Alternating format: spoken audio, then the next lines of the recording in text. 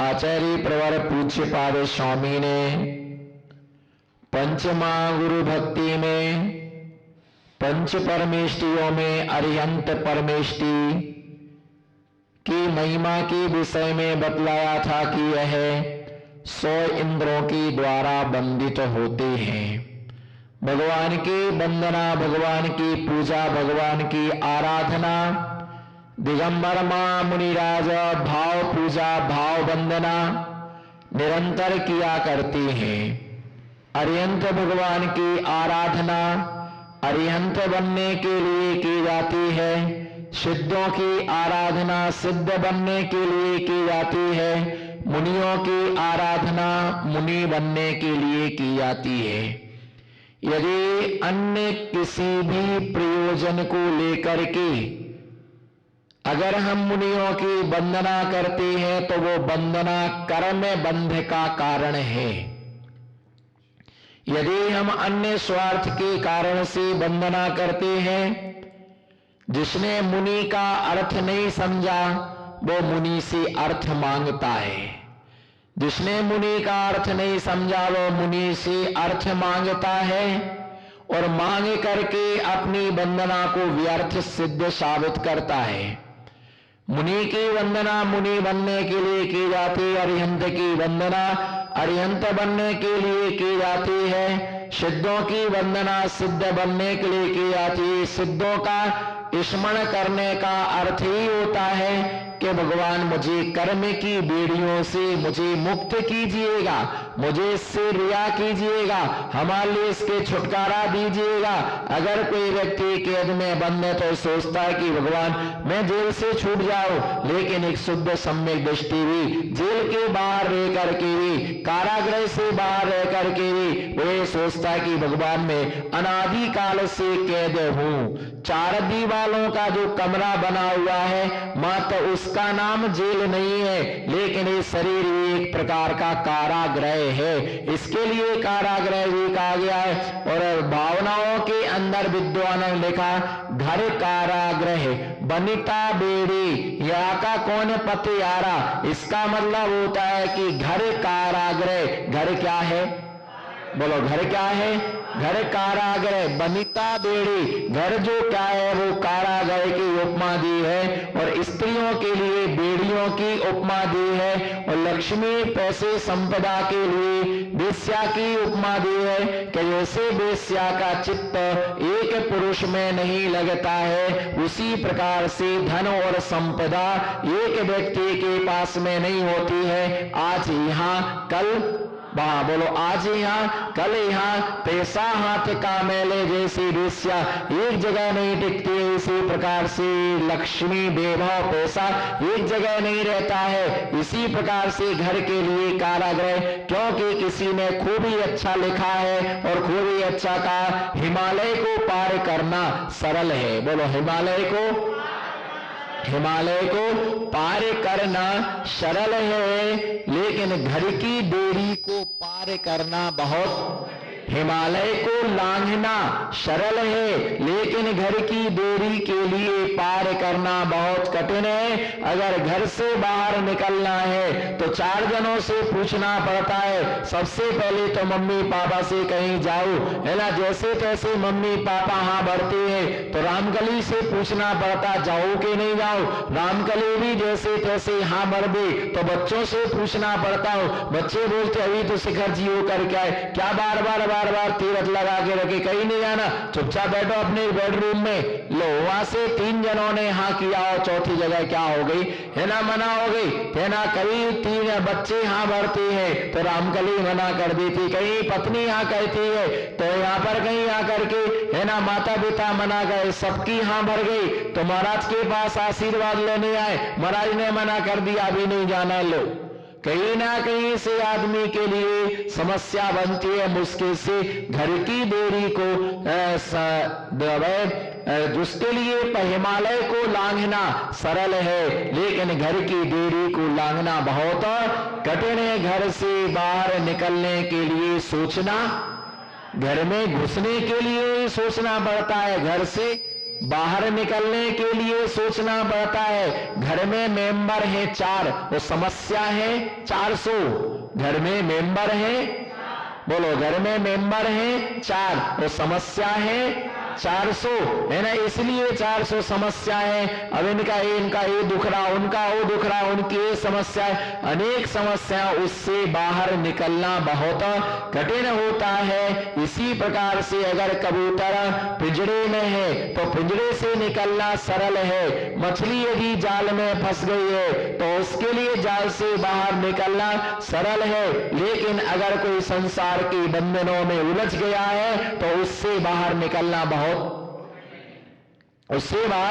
बहुत कठिन है। ऐसे अरिहंत भगवान जो है, उन अरिहंत भगवानों के लिए देवतागण जब उनकी वंदना करने के लिए जाते हैं तो वे सोचते भगवान मुझे वंदनाओ। अगर भगवान के पास में गए और आपने स्वार्थ के चावल चढ़ाए, कहे कि अगर आप भगवान के दर्शन करने गए और अगर आपने स्वार्थ के चावल चढ़ाए, स्वार्थ के चावल चढ़ाने का मतलब ये होता है कि भगवान हमारी दुकान, बोलो, दुकान हमारी अच्छी चले। अगर आपने भगवान से बच्चा प्रार्थना करने गया और बच्चे ने स्वार्थ के चावल चढ़ाए, है ना, भगवान एग्जाम में जाम मत करना, एग्जाम में पास कर देना एकदम बिल्कुल बढ़िया। अगर कोई पिता जाता है और शादी फाइनल हो गई, भगवान आपके आशीर्वाद से शादी अच्छे से हो जाए, ऐसी कृपा दृष्टि बना करके रखना। दुकान की ओपनिंग कर रहा हूं, भगवान अच्छे से कार्य का, अच्छे से क्या हो जाए, कार्य संपन्न हो जाए। कोई भी कहीं अस्पताल जाता है, भगवान ऑपरेशन अच्छे से हो जाए, भगवान के पास सारे भगवान के पास जाते और भगवान से कहते भगवान जैसी गति आपकी हुई वैसी गति मेरी भी हो। बोलो जी भगवान, जैसी गति, बोलो, जैसी गति आपकी हुई वैसी गति मेरी हो। जिस अवस्था को आपने प्राप्त किया है, बोलो, जिस अवस्था को आपने प्राप्त किया है वह अवस्था मुझे भी प्राप्त हो। बोलो, जिस गति को जागदी अरिहंताड़म डिद्दिठाड़म च जागदी वीद बोवाड़म सामे भवदु शिष्यदः। आचार्य कुंद स्वामी मूलाचार नाम के ग्रंथ में अरिहंत स्वामी की आराधना में लिखते हैं जागदी अरिहंताड़म। बोलो, जागदी अरिहंताड़म डिद्दिठाड़म च जागदी वीद मोहाड़म सामे भवदु शिष्यदः। आचार्य भगवान कहते जागदी अरिहंताड़म, जैसी गति अरिहंतों की हुई वैसी गति, बोलो ना, जैसी गति अरिहंतों की हुई है वैसी गति मेरी हो। जागदी अरिहंताड़म डिद्दिठाड़म च जागदी, है ना। और निर्दिष्टों की अथवा क्या है, कृत्य की जाग जो गति है वही गति मेरी हो। जागदी वीद मोहाड़म, जो बीत मोहियों की गति हुई है वही गति मेरी हो। सामे भवदु सस्सदा, और मुझे कुछ नहीं चाहिए, जैसी गति अरिहंतों की हुई है वैसी गति मेरी हो। पर उससे पहले, बोलो, पर उससे पहले ऐसी भी भावना करना जैसी मति, बोलो, जैसी मति अरिहंतों की हुई है वैसी मति मेरी ना हो। बोलो, जैसी मति अरिहंतों की हुई है वैसी मति मेरी हो। जैसी मति अरिहंतों की वैसी मति मेरी हो, तो जैसी गति अरिहंतों की हुई है वैसी गति मेरी होगी। जैसी मति वैसी, बोलो, ईदृशी मति तादृशी गति। बोलो, ईदृशी मति तादृशी गति, जैसी मति वैसी गति। मैं भगवान से करता हूं प्रार्थना, बोलो, मैं भगवान से प्रार्थना करता हूं कि मुझे ऐसी देना मति, बोलो, मुझे ऐसी देना मति, मैं कभी ना चाहूं श्रीमती। बोलो, मुझे ऐसी देना, बोलो, मुझे अच्छे से बोलो, मुझे, मलासिया जी आप बोलो। मैंने इन तीनों का नाम इसलिए नहीं लिया, इनका परिग्रह भी है नहीं मौजूद यहां।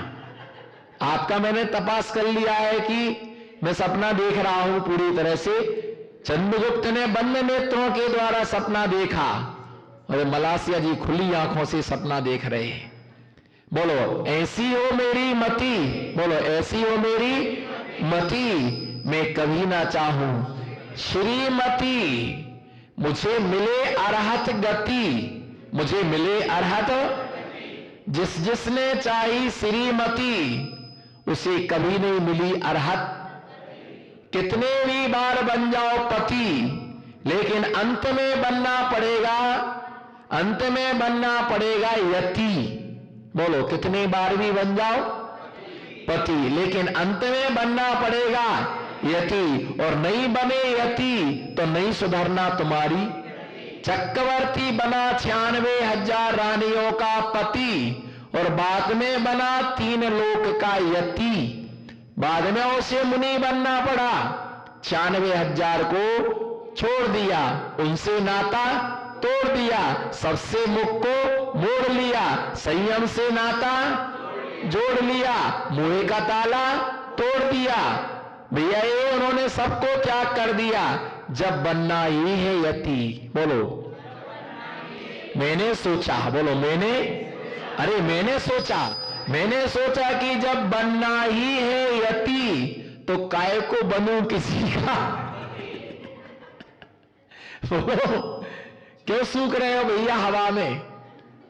बोलो जब बनना ही है, जब बनना ही है यति तो मैंने सोचा काय को बनूं किसी का पति। ना बिगाड़ो अपनी गति, ना बिगाड़ो उसकी गति। मैंने सोचा, बोलो मैंने सोचा, बोलो मैंने सोचा कि जब बनना ही है, जब हमने देख लिया कि भैया ये 24 तीर्थंकर में से 19 तीर्थंकर भगवान भी पहले पति बने, बाद में यति बने, और 5 तीर्थंकरों ने सोचा, बोलो 5 तीर्थंकरों ने सोचा जब बनना ही है, जब बनना ही यति तो क्यों बनूं मैं पति। जिसमें से नेमिनाथ स्वामी की तो बारात भी निकल गई थी। किसकी? 10 में से, मेरे से 5 में से एक तीर्थंकर के विषय मत पूछना, बाकी 4 का तो मैं खुद बता दूंगा।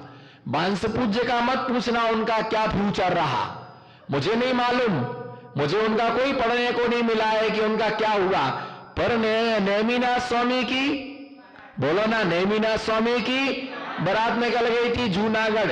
56 करोड़ यादव वंशी थे, खूब शरबत पिया, खूब ठंडाई पी, खूब नाश्ता किया, खूब बाजे बजाए, खूब नाचे गाए, लेकिन अंतिम उन्हें संसार से क्या हो गया, वैराग हो गया। दीक्षा ले ली उन्होंने, और मल्लीनाथ स्वामी की जगतरती नाम की कन्या के साथ उनका विवाह तय हुआ था। लेकिन जब विवाह होने वाला था, उन्होंने आकाश मार्ग में अनेक विद्याधरों के विमान देखे, और पूर्व भाव का उन्हें स्मरण गया कि मैंने देव पर्याय में संकल्प किया था कि अगर मुझे मनुष्य पर्याय मिलेगी तो मैं नियम से संयम धारण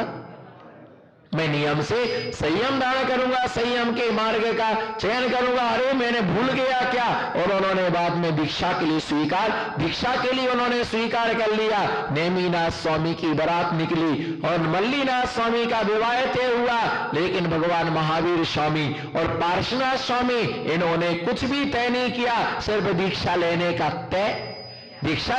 तय किया। ये बाल ब्रह्मचारी रहे, दीक्षा के लिए ऑफर आया, लेकिन उन्होंने निषेध कर दिया कि नहीं, मैं तो मुक्ति वधू के साथ ही अपना विवाह करूंगा, अन्य किसी के साथ मुझे रमना नहीं है। ऐसे तीर्थंकर बनने के लिए हमें पुरुषार्थ करना पड़ता है, परिश्रम करना पड़ता है, मेहनत करना पड़ती है, तपस्या करना पड़ती है। बिना तपस्या के धन नहीं आता है, और बिना तपस्या के ज्ञान, बिना तपस्या के धन नहीं आता है। आप कहते तप करने धूप में, महाराज कितने धूप में चलते हैं। अरे कभी बाजार में जाकर के देखो, है ना, धूप में बैठे बैठे सामान बेचते, कपड़े बेचते, सब्जी बेचते हैं। महाराज कितने गांव घूमते हैं पैसा कमाने के लिए, साइकिलों पर कंबल लाद करके पूरे गांव बेचने जाते। कंबल ले लो, साड़ी ले लो, दूध वाला पूरे गांव में भरता है, सब्जी वाले पूरे गांव में भरते हैं, फिर भी सब्जी नहीं बिकती है।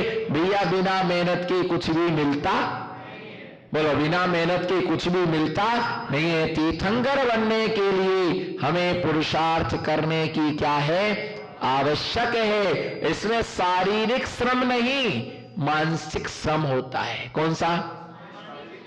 इसमें शारीरिक श्रम नहीं, इसमें मानसिक श्रम होता है। सिर्फ बैठे बैठे क्या करना है? चिंतन ही करना है।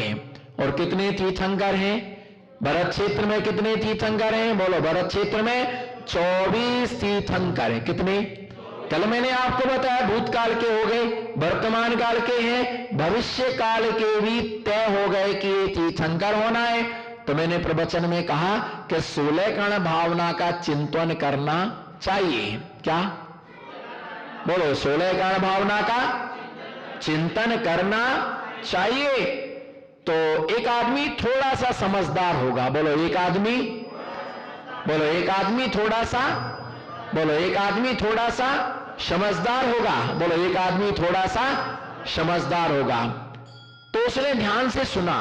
उसने कहा कि महाराज जी, आपने बोला कि भूतकाल के तीर्थंकर हो गए, आपने बताया कि भविष्य वर्तमान काल के तीर्थंकर हैं, भविष्य काल में होने वाले तीर्थंकरों की लिस्ट पुराण में, क्या भविष्य काल में होने वाले तीर्थंकरों की लिस्ट आ गई, और आप कह रहे 16 कण भावना का चिंतन करो। हम पागल हैं क्या? हमें पागल कुत्ता ने काटा क्या? मुझे नहीं भाना है। जब आगे की सब सीटें बुक हो गई तो हम काहे को भावना पाए? अब तो तीर्थंकर हमारा नंबर, बोलो, हमारा नंबर। अब भाई 24 कुर्सी थी, बोलो, कोई तो हाँ ना बोलो। 24 कुर्सियां थी, और 24 लोगों के मैंने नाम ले दिए कि इनको इस कुर्सी पर क्या करना है, क्या करना है, इन कुर्सियों पर इनके लिए बैठना है। अब आवाज दे रहे कि 25 आदमी, 25वां नंबर का आदमी भावना बनाए कि मुझे भी कुर्सी पर बैठने को मिले, तो कहेगा कि हम पागल हैं क्या? जब तुमने 24 के नाम ले लिए कि 24 लोग कुर्सी पर बैठेंगे, हम काहे के लिए भावना बनाए? हम तो अपने घर जा रहे हैं, हमारे घर में कुर्सियों की कोई कमी, हमारे यहां कोई कुर्सियों की कमी, हम अपने घर जा रहे हैं, हमको नहीं जा रहा। जब बुक हो गई पूरे की पूरी, कितनी, ये सारी कुर्सियां बुक हो गई भैया, वो बोला कि हमें नहीं माना 16 कण भावना, और महाराज ऐसा उपदेश मत दिया करो किसी के लिए। जब सारे तीर्थंकर, बोलो ना, हाँ ना कुछ तो बोलो, मेरी सोच। जब 24 तीर्थंकर क्या हो गए? भूत के हो गए, वर्तमान के हो गए, भविष्यत काल के सब हो गए, फाइनल हो गए कि इनको बनना है। भगवान की वाणी कभी अन्यथा हो नहीं सकती है, गलत हो नहीं सकती है, ऐसा आपने पाठ सिखाया।